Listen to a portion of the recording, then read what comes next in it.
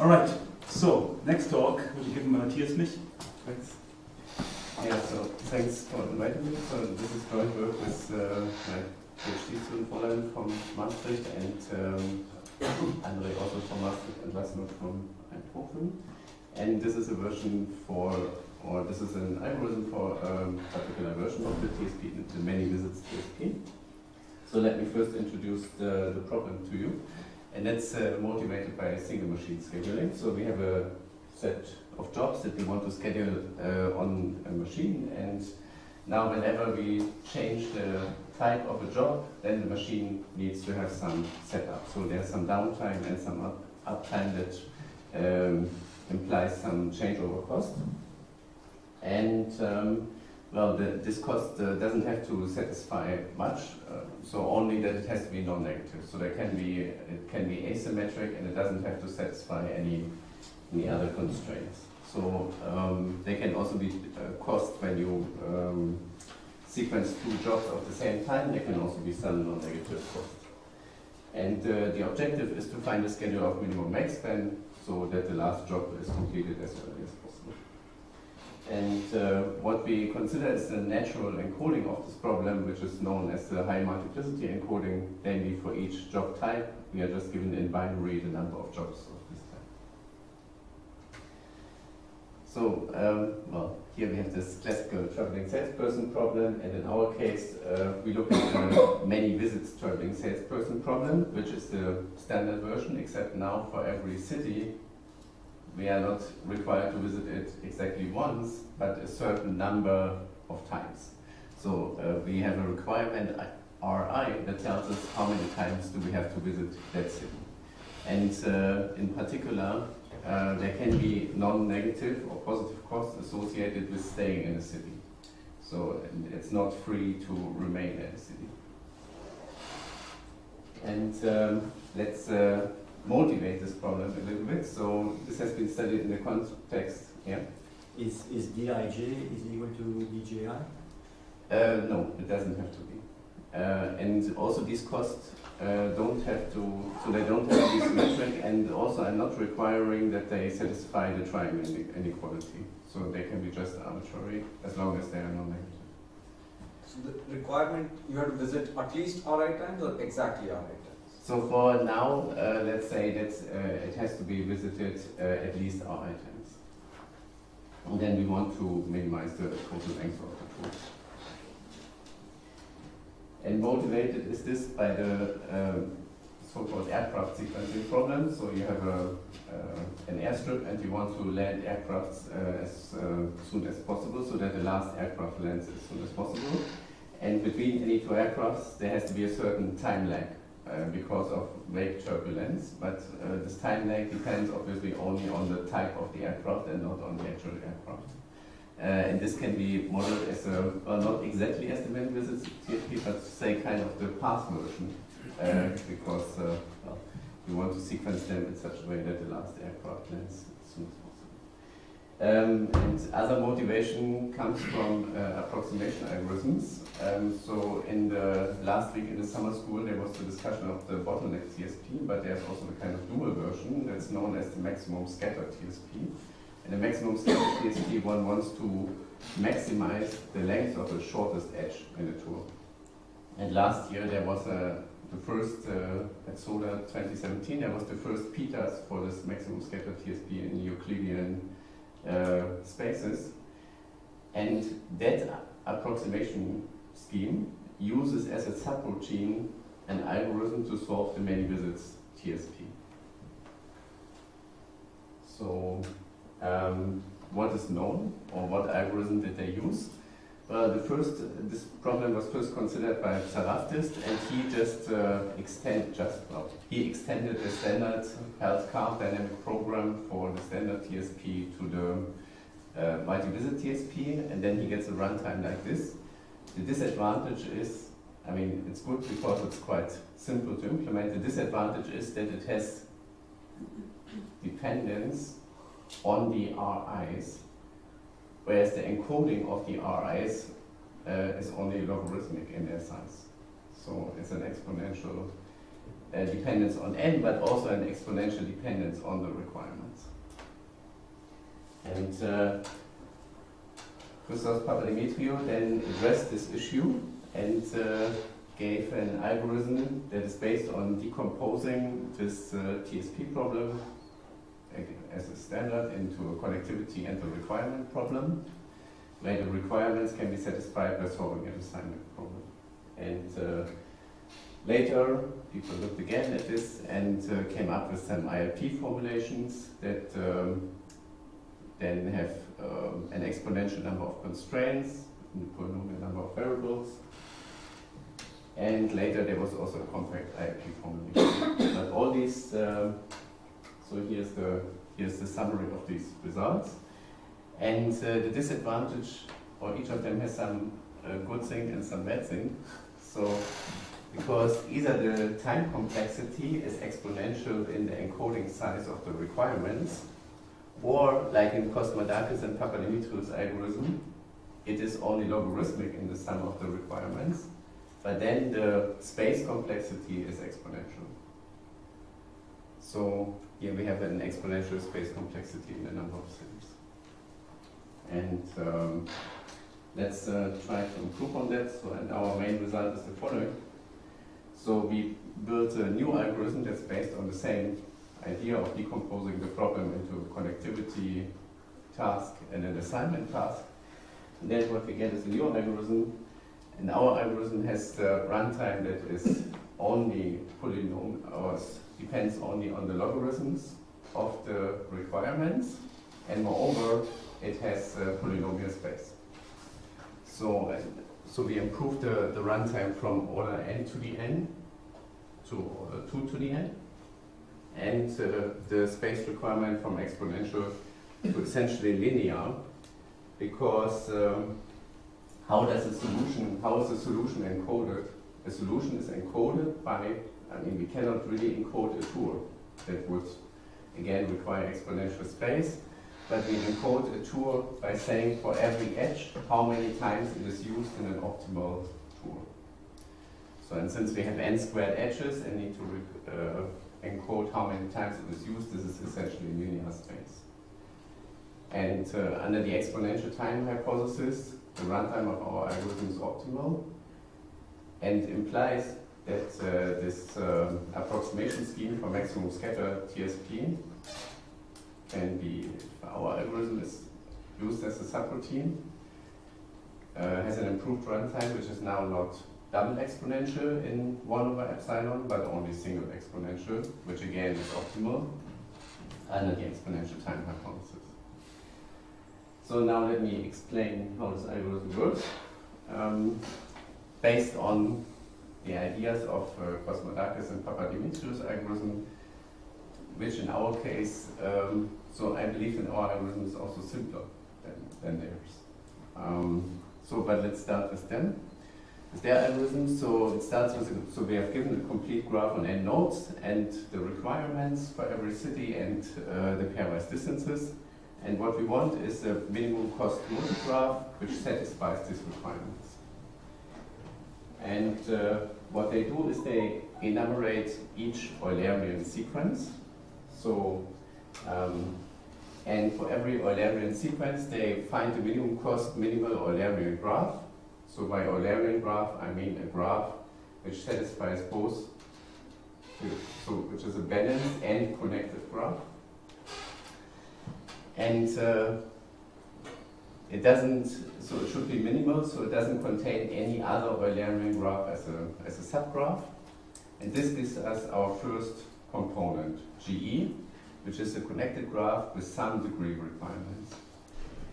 Yeah, so this way we satisfy the connectivity. And now we need to patch the degrees to satisfy the requirements. And for that we solve a transportation problem, or they solve a transportation problem to where the requirements of the cities are the lack or the missing degrees. For every city we still have to, so for city 1 we have a requirement of R1, and we already have delta 1 in the connectivity part from the Eulerian graph. So we still have an assignment of R1 minus delta 1 that we need to satisfy. So we have this graph GE and this graph GTP from the transportation problem, and now we just glue these two together to get a feasible solution, GE union, and this is the same union as Rico defined in his talk. So, and among all these generated graphs, we pick one with minimum cost. That's the whole algorithm. Let's make an example to make it clearer. So in this case, we have 5 cities, and they are called A, B, C, D, and the requirements of the cities are that city A should be visited 17 times, B 17 times, C 20, D 22, and E 24 times. So first we compute a minimal Eulerian graph, the green one you can see here on the left. So it's a connected graph that's in and out degrees the same at every vertex. And then we already satisfy at these vertices, so at every vertex we already have in and out degree 1, except for D where we already have in and out degree 2. So for the transportation problem, we then have the remaining values as supply and demand values. And then we just patch these two together to satisfy these requirements. Now our algorithm works similar. Again, we have a complete graph on n nodes, requirements, and pairwise distances, and we also want to find this minimal cost multigraph. But instead of Eulerian graphs, we look at spanning trees. And why is this better? Because Papadimitriou also showed in their paper that finding a minimal cost Eulerian graph is an NP-hard problem. So we do something different. We look at spanning trees, but undirected, and then all orientations of these spanning trees. So the spanning tree will be for the connectivity part. And then we also solve a transportation problem with the remaining degree requirements, as before. We paste these two solutions together, and among all the generated solutions, we pick one with minimal cost. Same example, but now on the left-hand side, we don't have an Eulerian graph, but the green graph in our case is now a spanning subgraph, but notice that spanning refers to undirected. And then obviously we should get the same solution. So what's the disadvantage of this simple algorithm so far? Well, the number of spanning trees and orientations is quite large. So, but what we can observe is that there are a lot of distinct spanning trees that have the same degree sequence. So for example, in this case, these are the 3 spanning trees that we can consider, and all of them have the same out degree and in degree sequence. So this means 3 times we would say we would solve the same transportation problem, which is very wasteful. So we could have, in the worst case, up to n minus 2 factorial times that we solve the same transportation problem. So for example, in the case of a path. So let's avoid this issue and give an improved algorithm. So the improved algorithm, well, there are 2 ways how to overcome this. The first one could be that we solve the transportation problem only once for every degree sequence and then store the solution for later use. But, well, this takes exponential space, and we rather want to have a polynomial space algorithm. So that doesn't work. So what we do is we flip the order of tasks, and we generate the degree sequences first, and then construct the spanning trees from them. So the outline of the improved algorithm is then as follows. So we generate all the possible degree sequences of in and out degrees. And then for each such sequence, we calculate the solution of the transportation problem with that sequence. And once we have it, we have that.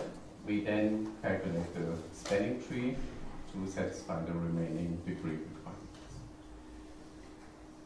So, and among those, we choose a tree with minimum cost and output a solution whose value of the combined two parts is mean. So in the old approach, we were generating all these trees and then solving these transportation problems. And in the new approach, we have all these trees, and for each of them, we solve only one transportation. So for the degree requirements to generate all these degree sequences, well, we just say what are some sufficient conditions to generate them. And the sufficient conditions are that, well, for every vertex, or for every node, the sum of in and out degrees should be at least 1, yeah? Because we are considering this undirected spanning trees. And for at least 2 nodes, there should be exactly 1 in and 1 out degree. And moreover, since it's a spanning tree, it will have n-1 edges, so the total sum of edges should be exactly n-1. So these are some necessary conditions, and we take them as sufficient. So we generate all sequences that satisfy these requirements. And when we look at them, then we see that this number of such degree sequences is bounded by n times 16 to the n. So 16 to the n is already order 2 to the order n, which is better than n to the order n. So and one can improve this factor slightly, but the important thing is that it's 2 to the order n. Now, instead of solving n to the order n many transportation problems, we need to solve only 2 to the order n transportation problems. Once we have the degree sequences, we can recursively generate the directed trees by starting with the target degree sequence and with an empty graph H, and then we just add edges by looking at leaves that have the smallest index, and for every non-leaf vertex we just look at 2 cases where we either add an edge into this graph H in both possible orientations. So in one orientation or the other orientation, and then we update the degree sequence according to which orientation we have chosen. So let me give you an example. So, and the algorithm terminates once we satisfy for every vertex its degree requirements. Yeah, so I have an example. So here's we have again these 5 cities from the example. So for everyone, for each one we have degree requirements. We start with an empty graph, and on the right hand side we see our current degrees. So and then we add an edge like this, and then B is now this. So in the first step, A is the smallest indexed leaf. In the second step, B is the smallest indexed leaf. So and then C until we reach a graph that satisfies the degree requirements, and then we repeat until we have generated all the spanning trees with that degree sequence. So in this case, there will be exactly 3 of them. So this is just the example from the previous slide. Now, here's then the algorithm. So we generate all the sequences. For each of them, we calculate the solution of the transportation problem that takes only cubic time and logarithmic in the requirements, and generate all the trees with the degree sequences. So this is the final time complexity, but unfortunately there's still this factor n to the n. So that's but at least we have polynomial space now, which is already an improvement. So let's also get rid of this n to the n. Yeah, and here for the space complexity, I mean, we only need to store the degree sequences and need the space for the transportation problem. So that's already good. So let's get rid of the n to the n for the time and space optimal algorithm. So this will be our goal. And what we do is we replace the subroutine for finding an optimal oriented spanning tree. Namely, we use so there's if one looks at what are the best known algorithms for solving the standard version of TSP.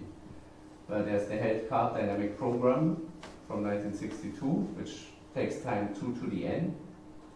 but also space 2 to the n. And as far as I know, the best polynomial space algorithm for standard TSP is this one by Gokovich and Sheila from 1987, which takes time about 4 to the n. 4 to the n times n to the log n, and requires only polynomial space. And this approach is what we are using. And we combine this with an idea that's about balanced separators. So in every tree we can find a balanced separator, which is a node whose removal partitions the tree into two roughly balanced subtrees. So where each of them roughly balanced means that each of them, or each of these forests, contains at most 1/3. Sorry, at most 2/3 and at least 1/3. This idea then gives rise to our final algorithm. So we guess a partition of the nodes of this spanning tree that we were looking for. I mean, we don't know this spanning tree, but we can guess a partition of its nodes into two parts, V1 and V2, and one particular node V, where we will glue these two together. So this splits this tree into one tree V1. But on the other hand, V2 will not be a tree, it will only be a forest. So we have a collection of trees there. And now we need to paste them together.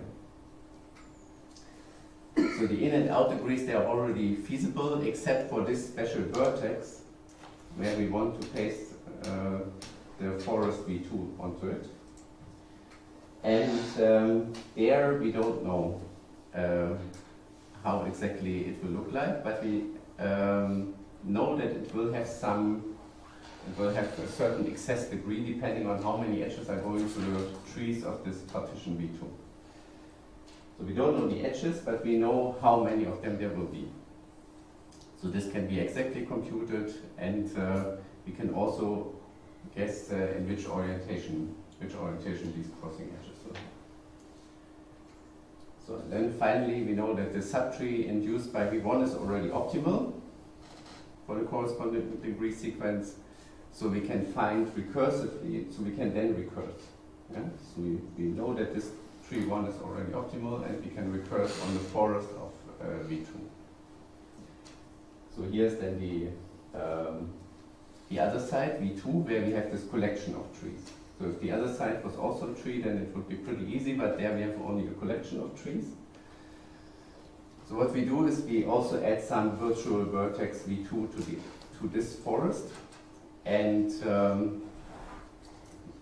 use this virtual vertex to connect all the trees, this partition V2, to that virtual vertex. We have a tree side 2, and recurse on this side, and paste these two solutions, these two trees together, at these two special vertices, to give one final spanning tree for the original instance.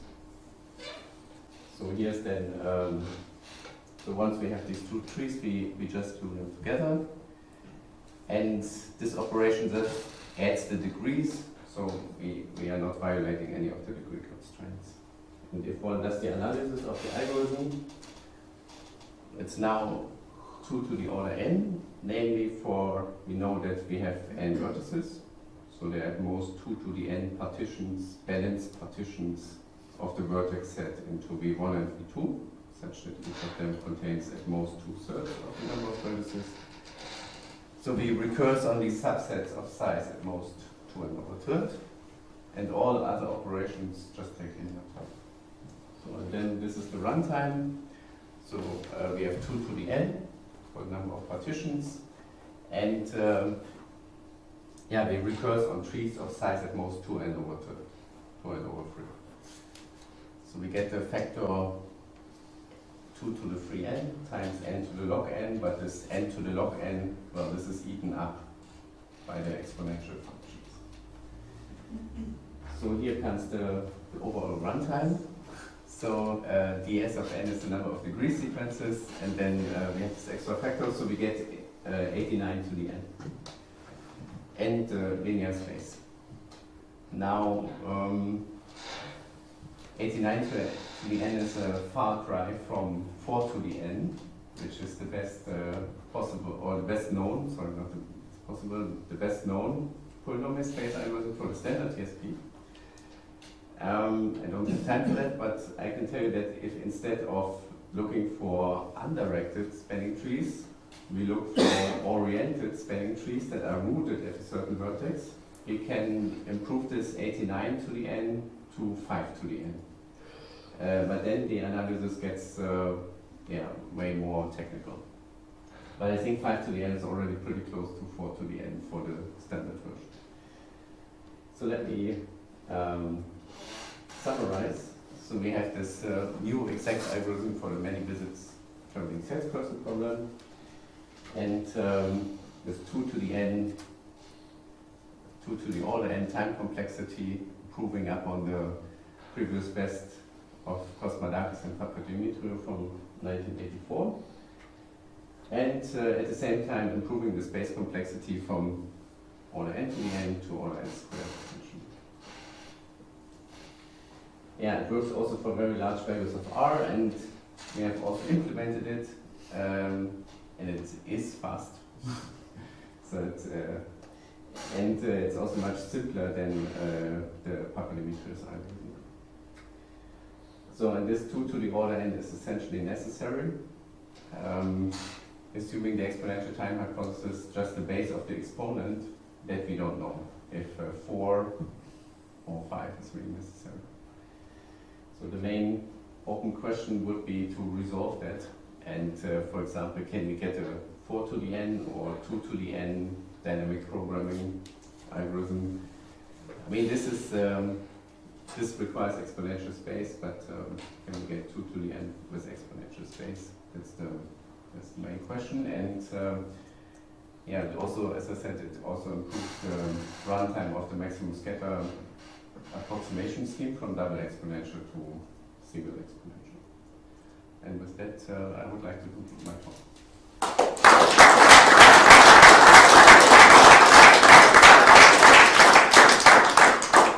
Thank you. Questions? In your table, when there's some previous results which had polynomial space complexity? Yeah. Yeah, so the previous results with polynomial space complexity, they had then even double exponential dependence on n. So because they were usually they use IRP formulations with polynomial number of variables, and then use Lensstra's algorithm, which has also exponential runtime.